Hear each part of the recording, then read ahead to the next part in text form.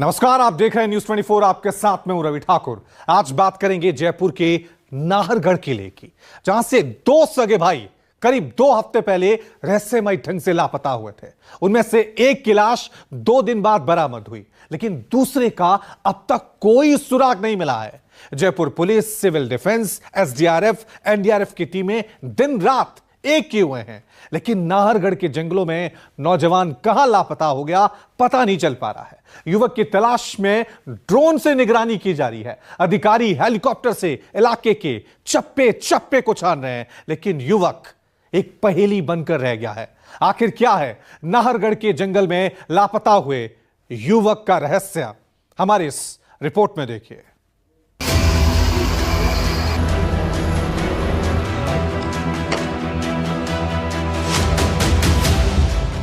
आसमान से तलाश, ड्रोन से तलाश,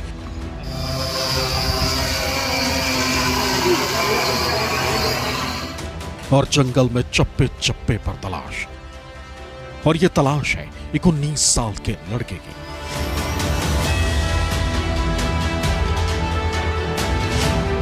नाहरगढ़ के इन घने जंगलों में एक नौजवान की तलाश पिछले 13 दिनों से जारी है। पुलिस, सिविल डिफेंस, एसडीआरएफ और एनडीआरएफ के स्टाफ ने दिन रात एक किया हुआ है। जंगल से राहुल नाम का 19 साल का यह लड़का बीती 1 सितंबर से लापता है, जिसकी तलाश में संबंधित विभाग लगे हुए हैं, लेकिन युवक का मिलना तो दूर, उससे जुड़ा कोई सामान तक हाथ नहीं लगा। 1 सितंबर 2024, शास्त्री नगर, जयपुर। आशीष और राहुल दोनों सगे भाई शास्त्री नगर में परिवार के साथ रहते थे। परिजनों के मुताबिक 1 सितंबर की एहले सुबह आशीष और राहुल 2 भाई चरण मंदिर के लिए घर से निकले थे। दोनों ने परिवार को बताया था कि वो ट्रैकिंग के लिए जंगल की तरफ जाएंगे। परिजनों के मुताबिक दोपहर के समय कॉल उन्हें आई, जिसमें एक ने बताया कि दोनों भाई बिछड़ गए और उसे सही रास्ता नहीं सूझ रहा।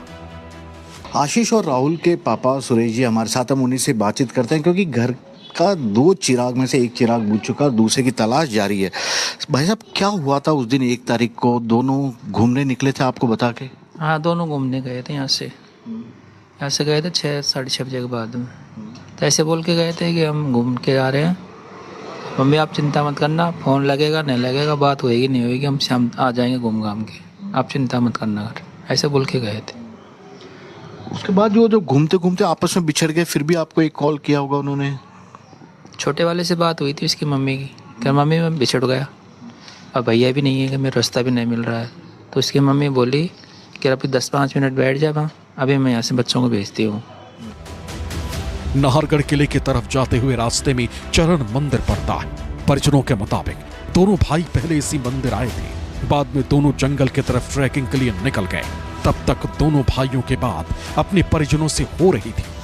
आशीष और राहुल अपने घर से जयपुर के नाहरगढ़ के लिए ट्रैकिंग के लिए निकले थे और चरण मंदिर के पास आकर इसी रास्ते से वे ट्रैकिंग करने उतरे। हालांकि यह पूरा रास्ता ट्रैकिंग के लिए नहीं बना है, बावजूद, और यहाँ पर बाकायदा लिखा हुआ भी यह है कि यहाँ पर हथिनी कुंड में प्रवेश वर्जित है, अनाधिकृत रूप से प्रवेश करने वालों के खिलाफ कार्रवाई की जाएगी। लेकिन बावजूद इसके, जब यहाँ से ये रास्ता खुला हुआ था तब ये यहाँ से ट्रैकिंग के लिए निकले और उसी के दौरान दोनों साथ साथ थे और दोपहर बाद दोनों का आपस में बिछड़ गए, जिसके बाद घर पे उस फ़ोन करके भी बताया गया कि एक भाई बिछड़ गया है। तत्काल दोपहर को 1 बजे पुलिस में सूचना दी गई थी और फिर पुलिस, एसडीआरएफ और एनडीआरएफ की टीम ने आकर यहाँ पर मोर्चा संभाला।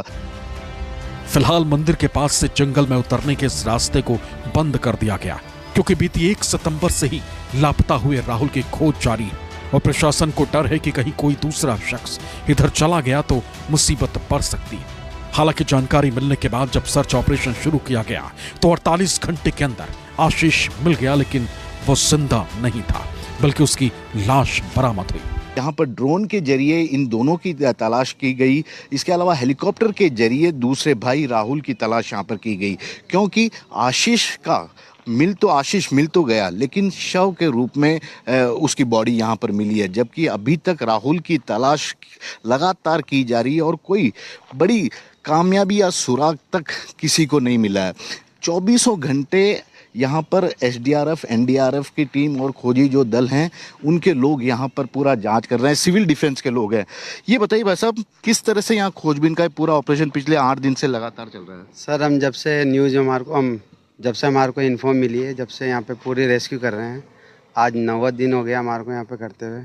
आशीष दूसरे दिन ही मिल गया था, उसके बाद से हमारा पूरा रेस्क्यू चल रहा है अभी तक। लेकिन इतना घना जंगल, इतना आसान है अंदर तक सबको एक्शन होकर लेना? आप सर बहुत आसान तो नहीं है, लेकिन क्या है कि जैसे हम लकड़ी वगैरह लेके जाते हैं, वहाँ हमारे को कल सांप भी मिला है, लेपर्ड भी मिला है एक दिन, तो बहुत कठिनाइयों का सामना करना पड़ रहा है। लेकिन क्या करें कि सर्च तो करना ही है। कोई सुराग हल्का सा?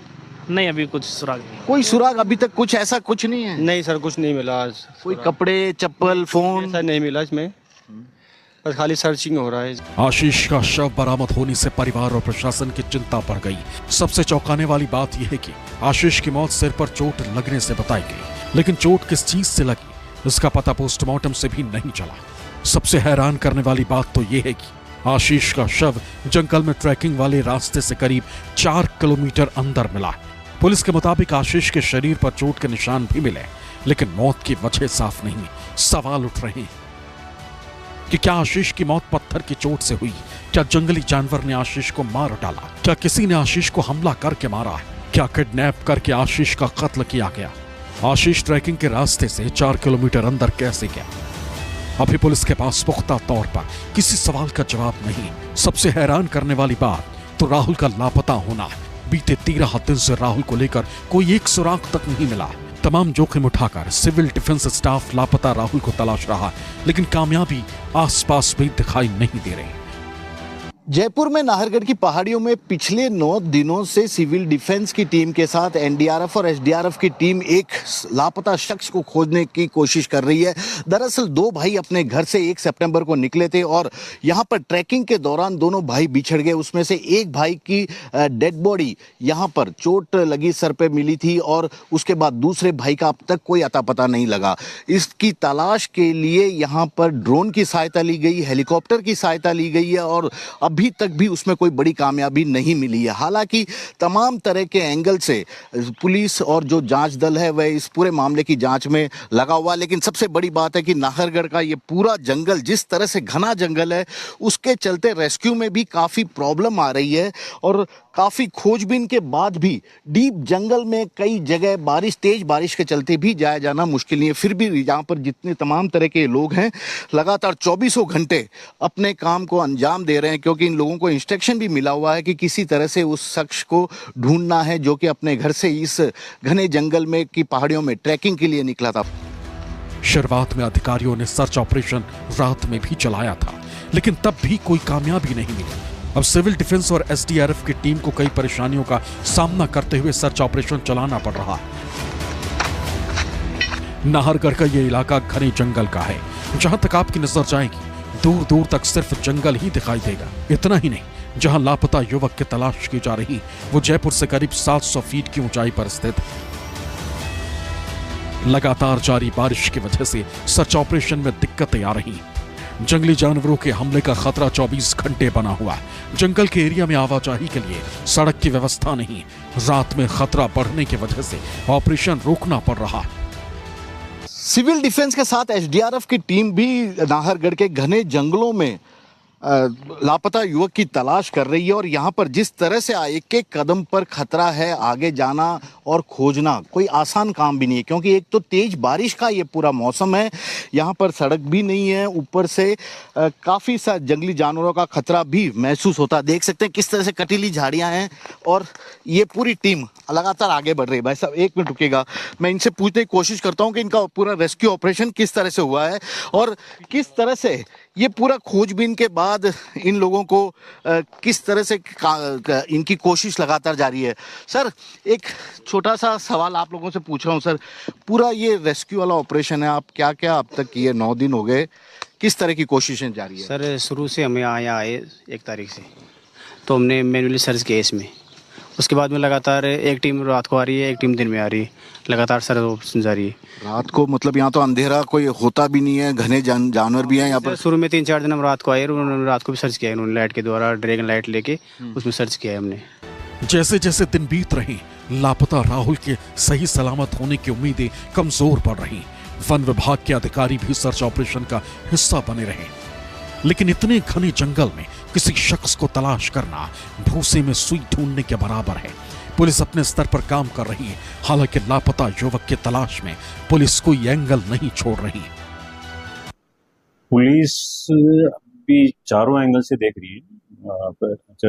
वो ऑलरेडी हम उस वे में भी जाके हमारी सर्चिंग और जो इन्वेस्टिगेशन है वो जारी है कि कहीं कोई दूसरा इंसिडेंट तो जो दूसरा बच्चा है उसके साथ तो नहीं हुआ। तो उस एंगल से हम देख रहे हैं, स्टार्टिंग से देख रहे हैं, लेकिन अभी तक सफलता नहीं मिली है, लेकिन उस एंगल से भी जारी। एक आशंका है कि कहीं जंगल में लापता हुए राहुल पर किसी जंगली जानवर ने तो हमला नहीं कर दिया, क्योंकि नाहरगढ़ के इस जंगली इलाके में तेंदुओं की तादाद काफी ज्यादा बताई जाती है। दूसरी तरफ इस पूरे घटनाक्रम को लेकर आशीष और राहुल के रिश्तेदारों का आरोप है कि जब पुलिस को 1 सितंबर की दोपहर घटना की जानकारी दी तो पुलिस ने मामले को गंभीरता से नहीं लिया, जिस वजह से तलाशी अभियान में देरी हो गई। उन्हें एक से दूसरे थाने घुमाया गया, जबकि पुलिस ने सही तरीके से काम नहीं किया। 6 बजे निकले थे। फोन आप बच्चों ने कितने बजे किया था? बच्चों ने फ़ोन किया था 11:30-12 बजे करीबन। और यहाँ पर कब आए आप थाने? यहाँ पे 3 बजे करीबन आए बताए। फिर क्या हुआ यहाँ पे? यहाँ पे आए तो यहाँ पे बोला गया कि यहाँ से हम रिपोर्ट नहीं दर्ज करेंगे, क्या नाम, ब्रह्मपुरी थाने में जाओ। ब्रह्मपुरी थाने में गए तो वहाँ बोला गया वहाँ जाओ, शास्त्री नगर घुमाते रहे। कितने चक्कर कटवाए? 3-4 चक्कर हुए। नाहरगढ़ में जंगल में लापता हुए युवक और उसके भाई की मौत को लेकर मामला अब राजस्थान हाई कोर्ट तक पहुंच गया है। घटनाक्रम को लेकर अर्जी लगाई गई थी, जिस पर हाई कोर्ट ने राज्य के गृह सचिव और डीजीपी से केस की प्रोग्रेस रिपोर्ट मांगी। तो ये देखिए सिविल डिफेंस के लोग हैं, क्योंकि अब पूरा मामला अदालत तक भी पहुंच गया। हाई कोर्ट ने यहाँ के डीजीपी के साथ साथ गृह सचिव से भी जवाब मांगा है कि आखिरकार पिछले 7 दिनों में जो खोजबीन हुई थी उसका क्या नतीजा निकला था और किस तरह से ये पूरी जांच प्रक्रिया आगे बढ़ रही है। क्योंकि दोनों बच्चों के पिता ने हाई कोर्ट में अपील की थी कि उनका बच्चा लापता है और खोजबीन में कोई बड़ी प्रगति नहीं हो पा रही है। उन्हें शक है कि उनका बेटे को किसी ने किडनैप किया है। बात किडनैप की आ रही है, लेकिन दोनों भाई जब यहाँ से ट्रैकिंग के लिए आगे बढ़े थे तो उसी दौरान आपस में बिछड़ गए और बिछड़ने के बाद एक भाई की लाश मिली है, जबकि दूसरे भाई की पिछले 8-9 दिनों से अब तक तलाश जारी है।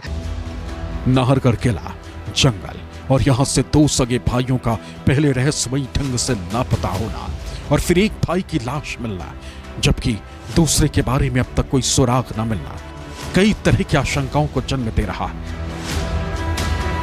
हालांकि पुलिस का कहना है कि वो हर संभव कोशिश कर रही है कि लापता राहुल का कोई सुराग लग सके, लेकिन इस घने जंगल में किसी शख्स को तलाशना आसान नहीं, वो भी ऐसे समय जब बारिश के साथ साथ जंगली जानवरों का खतरा लगातार बना हुआ है। लेकिन उम्मीद बाकी है। KJ Shivasan, Jaipur, news 24। नाहरगढ़ में सर्च ऑपरेशन के बीच नाहरगढ़ किले के रहस्य को लेकर भी चर्चाएं शुरू हो गई हैं।